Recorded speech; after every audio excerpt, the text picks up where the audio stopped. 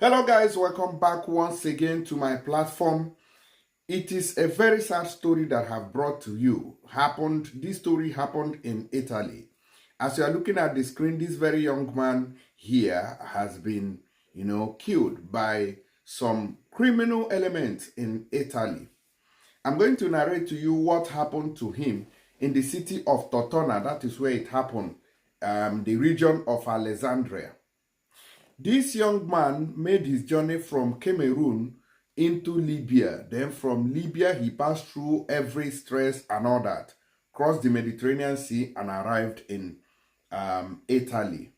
That was last 2 months. That should be November 2024, if I'm not mistaken. November 2024. I think that's when he arrived in Italy. So the situation arose when he parked his scooter, that monopattino, at the station, I think a train station. So when he went inside, before he came out, some Moroccan guys, I think so, had taken his monopattino. When he came out, he was like, where is it? Who took it? And he went to, confront those people who had taken his scooter. And that was how he was stabbed to death. He's originally from Cameroon. I'm going to play you this very video so you guys hear from the reporters. According to they say brawl at Tortona station, 19-year-old stabbed to death over scooter. The police have arrested a suspect. According to initial information, 3 people were involved in the brawl. The victim was reportedly stabbed several times, not just once. So, and it's also a lesson to others too. When you meet a situation like this and then you see the people who have taken your property, then you just know that these people are not, good people. They don't mean well for you. All you have to do is either you contact the police or you raise an alarm, in a safe place, because you don't even know whether they have guns. Of course, we know that it is not always easy for people to get guns in countries like Italy, but in case you have to be very careful.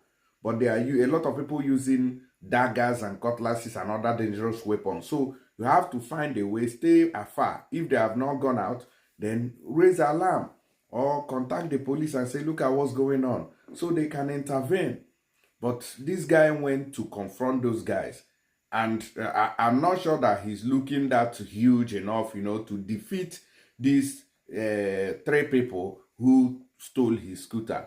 He was killed by someone who wanted to steal the electric scooter he was riding near the station. The young man shot to death in front of the Tortona train station in the province of Alexandria. The victim is Ange Jordan Kombiap, a young man who arrived from Cameroon 2 months ago and is a guest at a reception center in Isola S, Antonio, Alexandria. Now, they said that the Carabinieri intervened on the scene and stopped a young Maghrebian and are said to be on the trail of an accomplished Maghrebian. Who is a Maghrebian? From Maghreb. So these are the people who committed this very crime against this young man. You can imagine going through all the hell, passing through the Sahara Desert, coming out of Cameroon, running away. Oh, I'm leaving Africa. Oh, wow, I've arrived Europe. I am now safe. Right? You are now safe. But unfortunately, it is in this Europe now that he lost his life. What a tragedy. What a sad news. May his soul rest in peace. Now, one of our collaborators warned us, said Remo Grasso, director of the reception facility, while he was passing near the station, Ange was attacked by someone trying to steal his scooter. He was stabbed in the chest, and the hospital later told us he was dead. Unfortunately, everyone knows that the Tortona station has been in a state of degradation for some time, concludes the reception director. So, which means that in this city called Tortona, in the province of Alexandria, it seems that the train station has been a hideout for criminal-minded group of people or hoodlums, that have been doing all sorts. So if you come to Italy, let me give you instances. There are places that are not properly governed by the government. There are places that are not, properly policed by the government. So these places pose threat to, people. I remember when I went to Torino to look for one guy who we sent back to Nigeria. Okay, Ordinaka, I think that's his name. All right.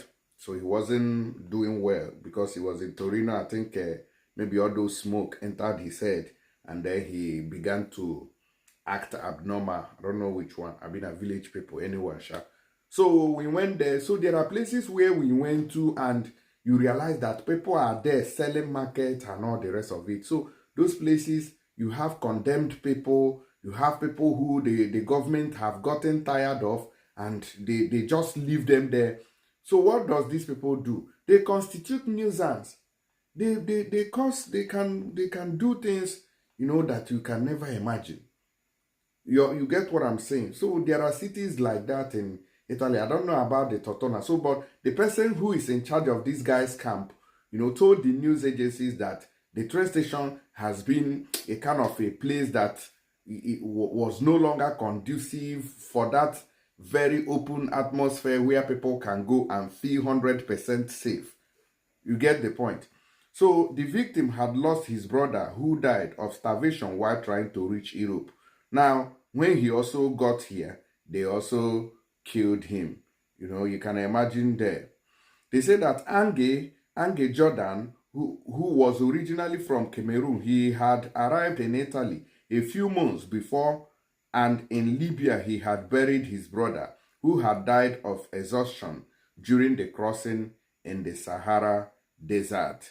So this is the story of this very guy. May his soul rest in peace. Very sad and unfortunate incident that we have right there. I just pray the family takes heart. Era entrato qui al bar della stazione per fotocopiare il suo curriculum. Dopo le lezioni a scuola a Tortona, Ange Jordan avrebbe fatto un giro in città per cercare lavoro. Quando è uscito, il suo monopattino non c'era più, ha rincorso i ladri. Ange, che faceva il pugile in Camerun, ha cercato di riprenderlo. Lo hanno accoltellato al petto. I carabinieri hanno fermato il sospetto responsabile dell'omicidio, un magrebino, e sono sulle tracce di un complice. Ange Jordan è spirato a 19 anni in ospedale. Era arrivato in Italia ad aprile. Da 2 mesi viveva in questo centro, nell'Alessandrino.